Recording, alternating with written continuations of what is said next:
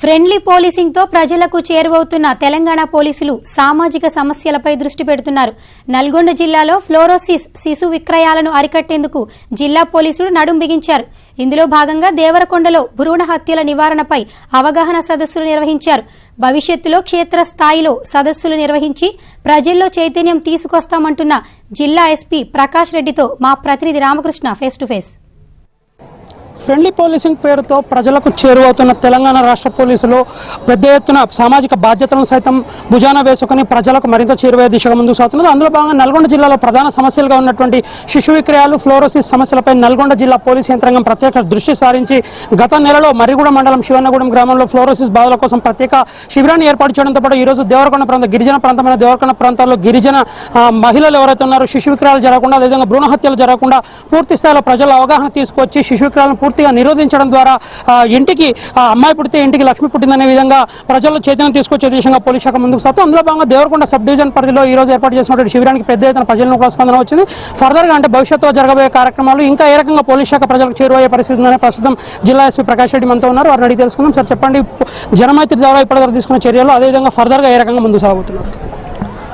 జనమైత్రిలో భాగంగా నల్గొండ జిల్లా పోలీసులు పబ్లిక్ ఇంకా చేరువవ్వాలనే ఉద్దేశంతో ఈ అవగాహన సదస్సు ఈరోజు నిర్వహించడం జరిగింది. దేవరకొండ ప్రాంతంలో ముఖ్యంగా శిశు విక్రయాలు, అలాగే భ్రూణ హత్యలు, వీటిపైన అవగాహన పెంచాలనే ఉద్దేశంతో అన్ని డిపార్ట్మెంట్స్ వాళ్ళ సమన్వయంతో 3000 మంది వరకు మహిళల్ని ఇక్కడికి తీసుకొచ్చి వాళ్ళకి అవగాహన కల్పించడం జరిగింది.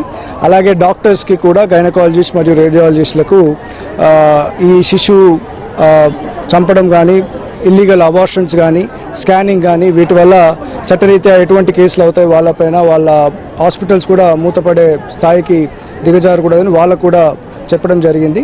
ఇంకా మునుముందు కూడా జనమైత్రిలో భాగంగా అన్ని చోట్ల కూడా గ్రామ సభలు నిర్వహించి ఫీమేల్ చైల్డ్ వల్ల ఈ మధ్యలో వాళ్ళు ఎంత అభివృద్ధిలోకి వస్తున్నారు వాళ్ళకు కూడా అవగాహన పెంచి ఈ భ్రూణ హత్యలు అనేది కంట్రోల్ చేయడానికి మా వంతుగా మేము కృషి చేస్తాం. అదేవిధంగా చెప్పండి సార్, ముఖ్యంగా ప్రైవేట్ హాస్పిటల్స్ వాళ్ళు చేపడుతున్నా అంటే అమ్మాయి అబ్బాయి అనేది ముందస్తుగా చెప్పడం వల్లనే భ్రూణ హత్యలు జరుగుతున్నాయి. దీనికి సంబంధించి ప్రైవేట్ హాస్పిటల్స్ మీద ఏ రకమైన నిఘా ఉండబోతుంది?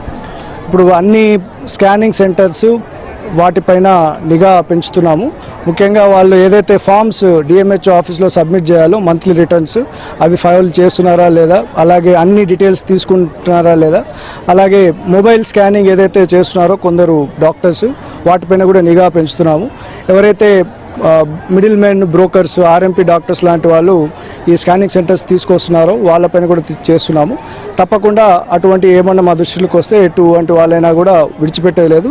కేసులు కట్టి వాళ్ళది ఎక్విప్మెంట్ కూడా సీజ్ చేయడం జరుగుతుంది. అదేవిధంగా చెప్పండి సార్, ఇప్పుడు ఫ్లోరైడ్ సంబంధించి ఒక కార్యక్రమం చేశారు, నెక్స్ట్ ఇప్పుడు భ్రూణ హత్యల మీద సంబంధించి, అదేవిధంగా శిశు విక్రయాలకు సంబంధించి చేస్తున్నారు. ఫర్దర్ గా పోలీస్ శాఖ ఏ రకంగా ముందుకు పోతుంది? ఈ రెండు కార్యక్రమాల్లో ఏ రకమైన ప్రగతి ఇప్పటివరకు సాధించారు? ఇప్పుడు ఫ్లోరైడ్ సమస్యలో భాగంగా మర్రిగూడెంలో హెల్త్ క్యాంప్ నిర్వహించడం జరిగింది. దాని తర్వాత ఒక 15 గ్రామాల వరకు ఎక్కడైతే ఫ్లోరైడ్ ఇంకా సమస్య ఉందో డ్రింకింగ్ వాటర్, అక్కడ దాని గురుకని డిసెంబర్ 10వ తారీఖు వరకు ఆ డ్రింకింగ్ వాటర్ ప్లాంట్స్ కూడా ఏర్పాటు చేయబోతున్నాము. అలాగే నెక్స్ట్ ఇంకా ఫ్లోరోసిస్ విక్టిమ్స్ ఎవరైతే ఉన్నారో ఇక్కడికి ఈ క్యాంప్కి తీసుకొచ్చి వాళ్ళని ఐడెంటిఫై చేసి 10 మంది వరకు వాళ్ళకి హైదరాబాద్లో కూడా ఫర్దర్గా ట్రీట్మెంట్ ఇవ్వబోతున్నాము హాస్పిటల్స్ తోటి మాట్లాడి. ఇంకా మున్ముందు కూడా ఈ ఫిమేల్ ఫిటిసైడ్ పైన గ్రామ సభల్లో అవగాహన పెంచి ఇవి జరగకుండా ఫ్యూచర్లో ప్రికాషన్స్ తీసుకోబోతున్నాం. అట్లనే చెప్పండి సార్, ఫర్దర్ అంటే మీరు చేసిన కార్యక్రమాల్లో డిస్ట్రిక్ట్ అడ్మినిస్ట్రేషన్ కూడా పూర్తి స్థాయిలో భాగస్వామ్యం చేసి ముందుకు పోతున్నారు. డిస్ట్రిక్ట్ అడ్మినిస్ట్రేషన్ నుంచి మీరు చేపడుతున్న సామాజిక బాధ్యతలు చేపడుతున్న కార్యక్రమాలకు జిల్లా ప్రభుత్వ యంత్రాంగం నుంచి ఏ రకమైన స్పందన లభిస్తుంది, అదే అధికారులు ఏ రకంగా సహకరిస్తున్నారు? ఇప్పుడు అన్ని డిపార్ట్మెంట్ వాళ్ళు కూడా ముందుకొచ్చి ఈ ప్రోగ్రామ్స్లో చాలా పార్టిసిపేట్ చేస్తున్నారు. ముఖ్యంగా హెల్త్ శాఖ వాళ్ళ డాక్టర్స్ కానీ, పిహెచ్సి డాక్టర్స్ కానీ, డిఎంహెచ్ఓ గారు కానీ, అలాగే పీడీ ఐసిడిఎస్ కానీ, డ్వామా, డిఆర్డిఏ అన్ని డిపార్ట్మెంట్స్ వాళ్ళు ముందుకు వచ్చి ఈ అవగాహన కార్యక్రమంలో పంచుకుంటున్నారు.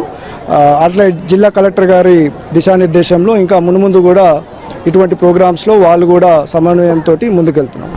మొత్తంగా నల్గొండ జిల్లాలో రెండు ప్రధాన సమస్యలైనటువంటి శిశు విక్రయాలు, అదేవిధంగా ఫ్లోరోసిస్ సమస్యలను సామాజిక బాధ్యతగా భావించి పోలీస్ శాఖ పూర్తి స్థాయిలో ప్రజల వద్దకు వెళ్లి వారికి అవగాహన కల్పించడంతో పాటు వాటిని పూర్తి స్థాయిలో నిర్మూలించే విధంగా కూడా ముందుకు సాగుతుంది. ఈ రకంగా భవిష్యత్తులో గ్రామ సభలు నిర్వహించడం ద్వారా ప్రజలకు మరింత చేరువయ్యే విధంగా జనమైత్రిని ముందుకు తీసుకెళ్తామని కూడా జిల్లా ఎస్పీ ప్రకాష్ రెడ్డి గారు చెప్తున్నారు.